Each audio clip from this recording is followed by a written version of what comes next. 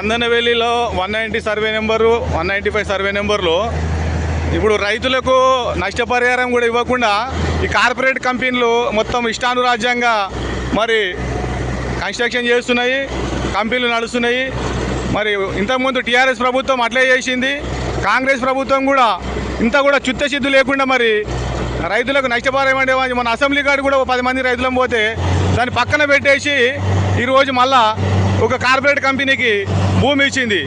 ఆ భూమి ఇచ్చుకోండి మరి రేవంత్ రెడ్డి గారేమో అసెంబ్లీలో నష్టపరిహారం ఇస్తాము, నష్టపరిహారం ఇవ్వలేదని చెప్పి మేము చెప్తున్నాం కదా.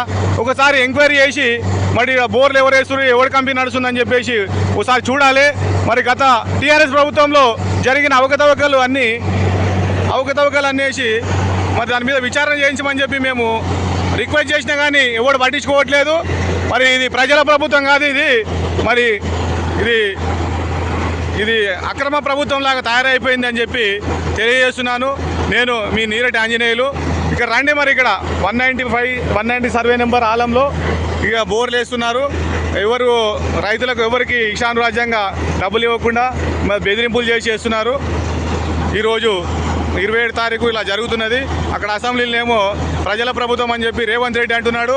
మరి రేవంత్ రెడ్డి గారిని ఒకటే కోరుకుంటున్నా, ఈ దౌర్జన్యం ఆపండి రైతుల మీద అని చెప్పేసి కోరుకుంటూ మరి అందరు ఇక్కడ రావాలి, ఆపేయాలని చెప్పి కోరుకుంటున్నాం.